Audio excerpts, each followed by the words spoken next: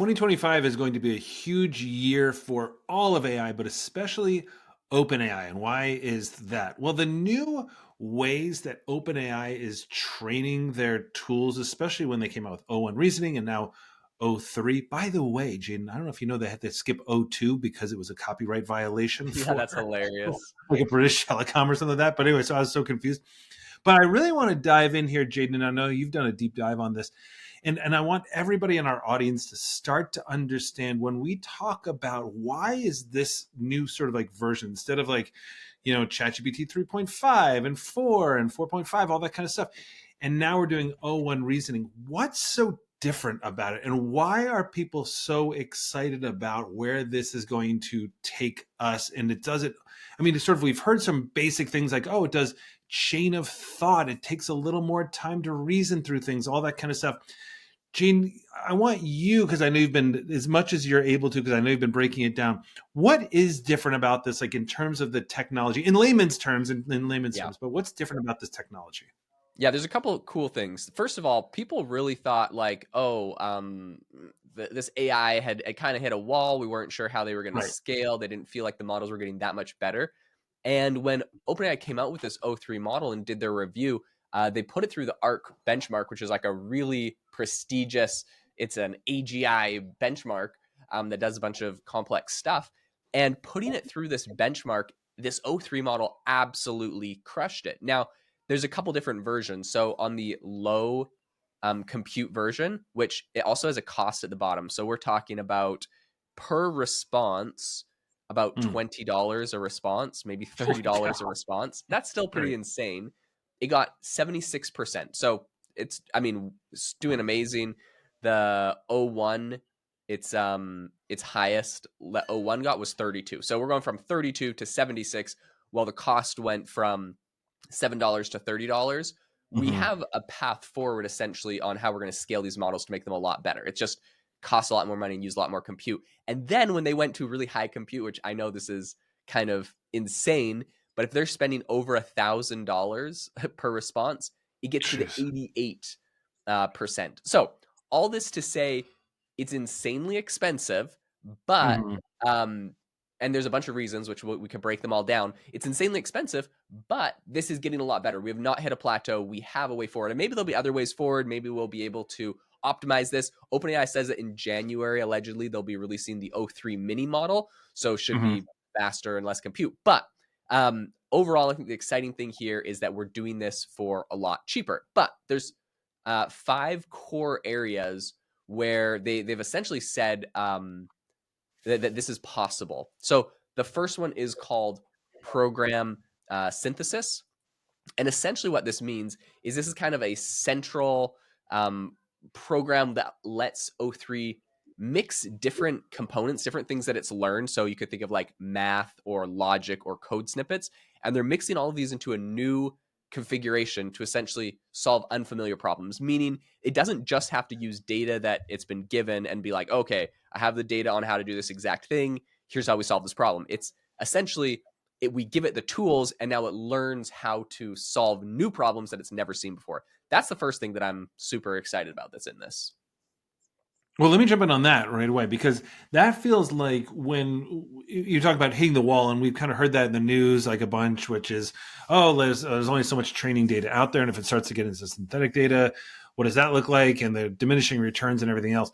But from that, from what you're talking about and from what I've read as well, when people are not talking about like the path to AGI, artificial general intelligence, that's kind of coming close to the super intelligence. When we're talking about the real giant breakthroughs in AI, where it's really thinking for itself, it's this exactly what you're talking about sort of, instead of just like learning something, it's actually innovating by itself. And maybe that's almost like the new path, rather than just, well, let's read more books. Instead, it's sort of somebody saying like, well, hold on, let's stop for thinking. Instead of just reading more, let's think differently. Is that what this is kind of saying? Yeah, exactly. So it essentially lets it take tasks that it's never seen in its training data, advanced coding or new puzzles that require a lot of reasoning, and it's able to solve new things. So this is really exciting, and this is a big breakthrough. We have companies like Google and DeepSeek that are trying to replicate this, but so far O3 is the one that is really crushing it with the benchmarks. So the second thing that they're doing that's really impressive is, of course, something that was in the O1 model. So they're pulling it over, and that's natural language program search, which essentially is chain of thought. Right. So when it has a problem, it's walking you through the problem. It's like, okay, first, here's the prompt. It wants me to, solve this kind of problem. The first thing I need to do is figure out X, Y, and Z. Then I need to take it over to the next step and figure out this. Then I need to take it over to the next step and fact check the first thing. Then I bring it to the, so essentially it has this chain of thought where it goes through multiple steps.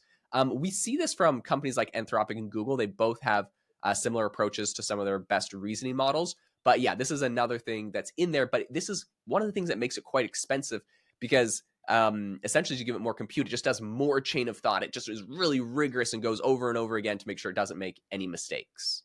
Yeah, this is also really interesting to me because this used to be, back in the days of just normal ChatGPT, which obviously we're still in those days, but there were all these like hacks, right? There's like, offer to tip it and offer to blah blah blah, and say please or don't say please or whatever.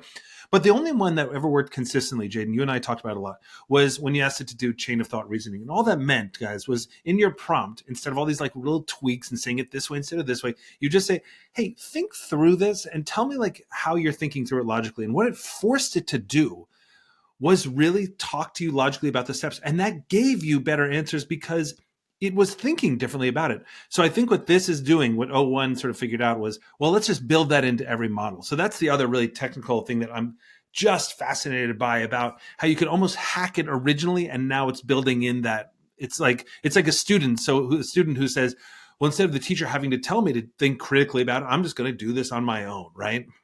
Yeah, 100%. So the third thing that's really exciting about O3 that they've essentially launched is this kind of evaluator model that they built into it. Essentially what this means is that it has its own kind of integrated evaluator built inside of the model, and it's going to give a score to different solution paths based on a bunch of expert labeled data. Meaning, if you're solving a specific kind of problem and you're trying to do chain of thought, like you have to know what chain of thought. Like a math problem has a completely different chain of thought than like an English problem or writing a LinkedIn post, even to a blog post or an email or all sorts of problems that you might give these models. And so they've given expert data and trained an evaluator model to essentially, when it says, okay, I'm going to solve this problem, I'm going to use this chain of thought to accomplish it. They have a model that's going to evaluate and essentially give a score, a self-assessed score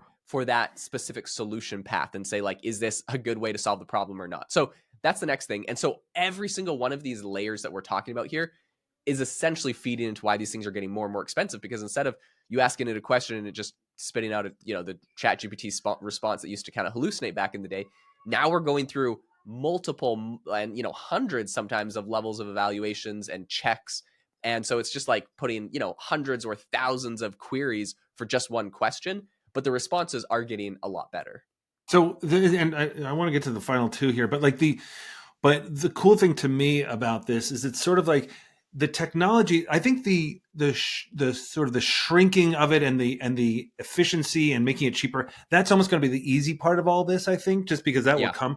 It's sort of like when they first built the first calculator, was the size of a gymnasium or something like that, right? Right. Like, and now it's like on a wristwatch or whatever. But the whole point of this is that as long as they can figure out how to do this, that's the hard part. The shrinking it and making it cheaper and all that kind of stuff, that will come with time. So that's why this kind of like this whole thing about new reasoning and it's so expensive, all that kind of stuff, that doesn't freak me out very much because I think that will come very quickly afterwards. Yeah, no, 100%. I agree with that. A lot of people you'll hear like, saying like, oh, you say AI is scalable, about $1,000 a question. That's insane. We're never going to do it. It's like these things get cheaper and they get more efficient. And like, we could figure that out. If you can't get it smarter, if you hit a roadblock on getting it smarter and scaling that, then you're really done. But we haven't hit that. It just seems like the more money we dump into it and the more compute we give it, the better these things get, which is a really good sign because those things can be refined and optimized and made a lot cheaper. Yeah. So the fourth thing that's really exciting is that it's actually able to execute its own programs. This is so fascinating. So not only is it going to go and generate, step-by-step chain of thought, but it actually executes that as a tool. So it's essentially able to apply and refine all of the reasoning strategies really dynamically. So it's essentially mirroring human-like problem-solving approaches, but it's like creating tools to go help solve the problems. And the way I think about it is like, it's so bad at math, and I'm always like, why don't they just have like a calculator API just Right, like right. built into that? It seems like we're getting more to a place like that where like they're actually integrating different technology and different tools. It's able to go and create its own uh, tools to essentially help it with solving these. It's creating its own programs. I mean, think about how bizarre that is when you think about it. It's sort of like the whole what's so different about this than the old 4.0 GPT or something like that, which is it's actually innovating off stuff. It's not just like reading something, it's creating new things. It also reminds me of just how Gemini was going to be so different because it was creating multimodal from the ground up.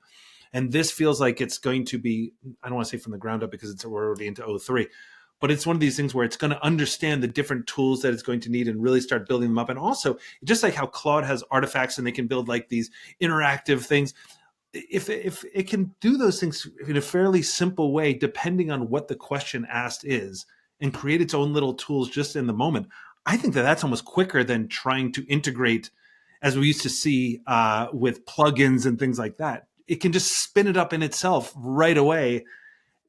Even conceptually, I'm trying to get my head around that, but that's where it seems like it's going. It's going to be able to create these little tools on the fly. Yep, 100%. It's so fascinating, and to see just how good it got, they put this through. They put this through some other coding benchmarks. So they have Codeforce, which has a rating, which gave it essentially a rating above 2,700. And so this new rating, 2,700, places it at what you would call a grandmaster level for coding. So that is like the top tier of essentially competitive programmers globally this thing is able to achieve. Now, it's expensive at the moment, but like this is really, really good. So the Yeah. last thing that they're doing that's quite impressive is deep learning guided program search. And I kind of touched on this. It's similar to I think it's similar to the evaluator model. But Right. essentially they're using this deep learning to rank and refine potential solutions. So it's essentially showing that there is the ability for really adaptive problem solving. And then the challenge essentially of relying on large amounts of expert labeled data is still an issue. So what this means is essentially when we talked about like experts putting in all of this custom data, all this really expert data for chain of thought, right? So it's like it's a math problem. Okay, here's expert data on how to do algebra. Here's expert data on how to do trigonometry. Here's expert data on how to write this specific type of legal document, right? So they have all of that, and this is something that's making this much better responses. The problem is that relying so heavily on expert data is a very manual process. It's not like it just sucked up all the data in the world and it knows what data to use. People are manually having to input this per chain of thought that it's doing. And of course, OpenAI's got a ton of money, so they've been able to put a lot of resources into this, but it's hard to scale this to every problem in the world. They went to some of the most, I guess, seen or talked about. So like coding and maybe some English ones, but there's a lot of kind of fringe or edge problems that it'll take a very long time before it's as good at answering those type of questions because they don't have so much of this custom expert data. Yeah, it's just wild. It's one of these things where combined, and I know we're sort of like running a little long here, Jaden, but like to me, this is something where I think it's critical to talk about what the technology underneath all this stuff is. Because when we talk about like, oh, it's O1 reasoning and oh, there's no wall anymore, I'd love to sort of talk more about this in 2025 too, just to sort of like help folks understand, including you and me, right? I mean, understand like what's actually different about it. Because that when people say, oh, we're on the path to AGI, what does that mean and how is it going to get there? And I think that 2025 is going to be the year of this reasoning model. We're talking about, oh, it's the year of robotics, it's the year of agents, all that kind of stuff. To me, this is what it's the year of. It's the year of them taking a totally different path that actually looks like, if you believe our buddy Logan over at Gemini, formerly of OpenAI, saying like, hey, this is going to happen much sooner than we think. And it's because of things like this. So thank you, Jaeden, for helping us understand the technology behind this. Guys, it is so great to have you joining us here. Welcome. Here we are in 2025, excited to rejoin with all of you guys and get started again on the new year in terms of thinking about what's happening in AI. We have more AI applied episodes coming up. And more importantly, we are going to help you keep up with this, but also how to apply this to your everyday. So again, happy new year to everybody. If we haven't wished it to you already, it's probably way too late to be saying that, but it is great to have you back with us. And we are going to see you next time.